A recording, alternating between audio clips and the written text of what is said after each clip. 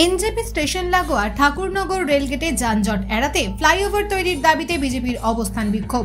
নেতৃত্বে স্থানীয় বিধায়িকা শিখা চট্টোপাধ্যায়। বিজেপির দাবি, কেন্দ্র অর্থ বরাদ্দ করলেও এনওসি দিচ্ছে না রাজ্য, ফলে কাজ শুরু হচ্ছে না, দুর্ভোগ বাড়ছে নিত্যযাত্রীদের।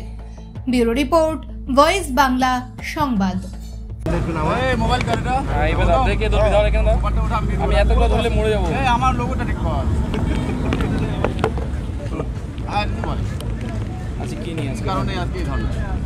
ধর্না এখানে রেল লাইন আছে আপনারা জানেন, এবং দীর্ঘদিন রেল লাইনের এই যে প্রবলেম, ঘন্টার পর ঘন্টা জ্যাম হয়ে থাকে। আমাদের এমপি সাহেব চিঠি করেছিলেন মন্ত্রীর কাছে, আমরা চিঠি করেছিলাম, বিধায়ক হিসেবে চিঠি করেছিলাম। চিঠি করার পর মন্ত্রী আমাদের স্যাংশন করে দিয়েছেন, রেলমন্ত্রী, কেন্দ্রীয় যিনি রেলমন্ত্রী অশ্বিনী বৈষ্ণব মহাশয়, তিনি এইটা স্যাংশন করে শুধু তাই নয়, 100% টাকা পর্যন্ত স্যাংশন করে দিয়েছেন, যে শুধুমাত্র এনওসি দেবে রাজ্য সরকার, তাকে কোনো টাকা দিতে হবে না, তাকে কিচ্ছু করতে হবে না। কিন্তু আজকে দীর্ঘদিন অতিক্রান্ত হলো, বিধানসভাতেও আমি এই কথা বলেছি, কোনো লাভ হয়নি। ডিএমের কাছে 7 থেকে 8 বার ঘুরেছি আমি, এনওসি দেননি, আমি দিতে পারবো না, এখন হবে না, পরে হবে, অন্য দিন আসুন। 7 থেকে 8 বার গেছি, উনি কিন্তু এনওসি দেননি। এবং ওনাকে আমি জিজ্ঞেস করেছিলাম, ম্যাডাম আপনি তো যান এখানে ওই রাস্তা দিয়ে, তাহলে আপনারও তো সেই অসুবিধাটা হয়? উনি কিন্তু অস্বীকার করেননি, উনি বলেছেন হ্যাঁ আমাদের সেই অস্বীকার হয়। কিন্তু আমি বুঝতে পারলাম না কেন উনি অস্বীকার করলেন। এত মানুষের অসুবিধে, দল মত নির্বিশেষে এখানে যাতায়াত করে, শুধু এখানকার মানুষ নয়, বিভিন্ন জেলার মানুষ যাতায়াত করে ইস্টার্ন বাইপাস দিয়ে।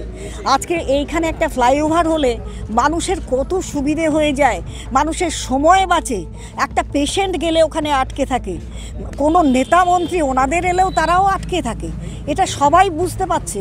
কিন্তু কেন এটা দেয়া হচ্ছে না? এই অঞ্চলটা যেহেতু বিজেপির, সেই কারণে না, এখানে বিজেপির এমএলএ আছে বলে সেই কারণে, বিজেপির এমপি আছে বলে সেই কারণে, বিজেপির এমপি আছে বলে এমপির মাধ্যমে আমরা কিন্তু স্যাংশন করিয়ে নিয়ে এসেছিলাম। এমপির কাজ এমপি করেছেন, কিন্তু আজকে পশ্চিমবঙ্গ সরকার শুধু 2 কলম লিখে দেবে এনওসিটা। শুধু কত টাকা স্যাংশন করেছিল? এখানে টাকা আমি আপনাদের দিয়ে দিচ্ছি, 100% টাকা, কোনো টাকা উল্লেখ নেই, যত লাগবে 100% টাকা আমি দিয়ে দেবো আপনাদের সেই কাগজ। এর আগেও তৃণমূলের তরফ, মানে তৃণমূলের তরফের কোনো ধর্না হয় না তো এনওসি, তাহলে ওরা দিতে পারছে না কেন? তৃণমূল দলটা কি দল বলুন তো? যারা মানুষের কথা চিন্তা করে না, নিজেরা বলে আমরা মা মাটি মানুষের দল। তো মা মাটি মানুষের যদি দলই হয়, তাহলে তারা এই মানুষের কাজটা কেন করতে পারছে না? আমার প্রশ্ন তো এইখানে। আজকে এরাই তো আটকে রেখেছে, এরা তো আজকে ক্লিয়ার করে দিতে পারে, এনওসিটা ক্লিয়ার করে দেওয়া হোক, মুখ্যমন্ত্রী ব্যবস্থা করতে পারে। মুখ্যমন্ত্রীর দপ্তরে তোলা হয়েছে, কোনো কাজ হয়নি। এখানকার যারা নেতারা আছে তারাও তো বলতে পারে, কই আজ পর্যন্ত বললো না তো। কোনো কাজ মানুষের জন্য এরা করে না। না ইস্টার্ন বাইপাসের লাইটের কাজ করেছে এসজেডিএ, আপনারা জানেন, অন্ধকারে পড়েছে, রেগুলার অ্যাক্সিডেন্ট হচ্ছে, বিধানসভায় তুলে কোনো লাভ হয় না। বাড়িভাষা মেন রোড দেখুন, আন্ডারপাস শুদ্ধ, ওরকম অবস্থা হয়ে রয়েছে, টাকা গ্র্যান্ট হচ্ছে বারবার করে, কোনো লাভ হচ্ছে না। এখানে সেন্ট্রাল গভর্নমেন্ট টাকা দিয়ে রেখেছে, শুধু এনওসিটুকু দেবে, সেই এনওসিটুকু দিতে পারছে না। এরা কি ন্যাক্কারজনক পশ্চিমবঙ্গ সরকার, এদের কোনো কিছু করার অধিকার নেই, এখন আর এখানে থাকারও অধিকার নেই। যারা মানুষের কাজ করে না তারা এখানে থাকতে পারে না।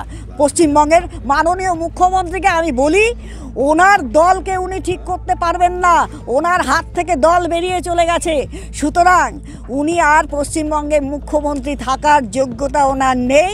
উনি অবিলম্বে পদত্যাগ করুন, আমরা চাইছি, উপায় নেই। পশ্চিমবঙ্গের মানুষকে বাঁচতে হবে, তাদের কাজ করতে হবে। আমি মনে করি মুখ্যমন্ত্রীর কানে এটা যাওয়া দরকার। মা মাটি মানুষের সরকার, অথচ এতদিন ধরে পড়ে রয়েছে এখানে এনওসির জন্য, ফ্লাইওভারটা হচ্ছে না, হাজার হাজার মানুষ এই ভোগান্তি ভোগ করছে।